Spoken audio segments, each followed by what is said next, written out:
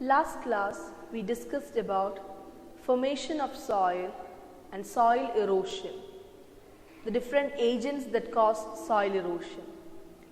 Today we are going to learn about how to protect soil for the future generation. The protection of soil from erosion is called soil conservation. Soil is a natural resource and it is our duty to protect it for the future. As I have told you, soil formation is not a process that happens very faster. It takes millions and millions of years for soil to form. So we have to find ways to protect it.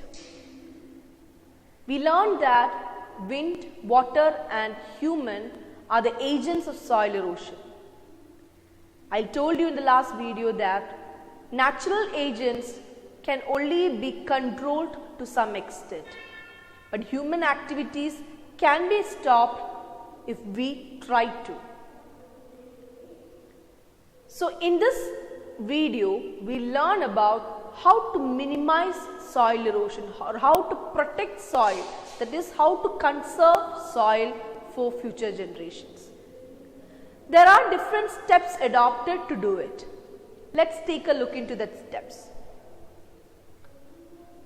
First one, growing cover crops. What do you mean by cover crops? Have you heard about the term cover crops? Cover crops mainly includes grass or creepers. What is the specialty of grass and creepers? They cover the whole ground. You have seen grass. They are closer to the ground. Creepers, they creep and they cover the ground. What is this use of growing cover crops? Do we want to grow cover crops everywhere? No, it is not like that. Normally, farmers grow one type of crop at a time. After harvesting the crop and before raising the second type of crop, there is a small gap between them in which they leave that land barren without cultivating anything. For example, first if a farmer grows paddy and when that is harvested, the second time he is planning to grow wheat. So before sowing wheat or before planting that, they will leave the land without cultivating anything for 1 or 2 months. That is done to replenish the nutrients in the soil.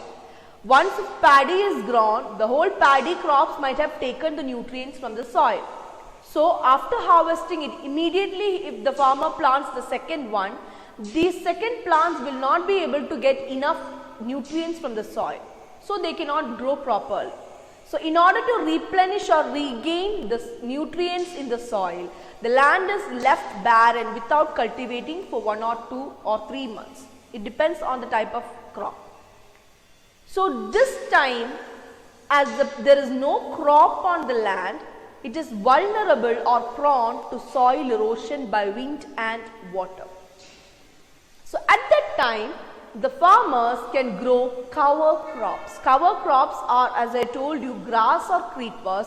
They do not need much nutrients in the soil and they cover the ground so that it is not vulnerable to soil erosion. So as these cover crops cover the ground, wind cannot take away the soil, top soil from the land. Otherwise, if there were no cover crops, when the wind blows to that barren land, the soil will also be taken along with it. Same way, you might have seen the roots of grass. Compared to a normal plant, it is very strong. We need more force to pull out a grass from the ground compared to a normal plant. So these grass or creepers, they hold the soil very tightly with their roots, so that even when rain falls on the ground, the water will not be washed away. Sorry, the soil will not be washed away too much, as it is held tightly by the roots of this cover crops. So washing away of soil by water is also reduced with the help of cover crops. So that is how we can protect soil from soil erosion with the help of growing cover crops. Okay, is it clear? Second one is cutting slopes into steps or terrace. Last class we discussed about it, isn't it? After a slope, see, after a slope there will be one plain area, again a slope, again a plain area. It goes on like that. That means a hilly area is cut into steps. You might have seen in Munnar and all, isn't it? It is cut into steps so that when water washes away the soil from a slope, it will be deposited in the plain area next to it. Again the water washes away the soil, again it will be deposited in the plain area. Okay, so that too much of soil is not lost from the hills. But if it is not done like this, from the top the water washes away the whole soil and it will be deposited only at the bottom of that hill. So too much of soil will be lost from the hill. In this case, each level of plain area will have the soil from the topmost hill. That means from here the soil will be deposited in the plain area. Again the soil taken from the next slope will be deposited in the next plain area. So that too much of soil is not lost and we can cultivate crops in the plain area. Plain area, the step means it is not a small step like we have in our house. A large area will be cut into a step-like structure. You might have seen in the hilly areas, especially Munnar and all. Okay, so that is done in order to prevent or reduce the amount of soil that is washed away by the water in hilly areas. That can be done in hilly areas only. You cannot cut steps and slopes in our areas. That will not work properly. So that is the second method adopted in order to reduce soil erosion. Third one is afforestation. What is afforestation? Planting of new plants or trees. Deforestation means cutting down of trees. Afforestation means planting of new plants or trees. Plants or trees, they hold the soil very tightly with their roots. We have discussed it, isn't it? So because of this tight holding of soil, the soil will be washed, the amount of soil washed away will be too low. So that is why you are advised or you are asked to plant more and more trees to preserve soil. Okay, the last one is building embankment.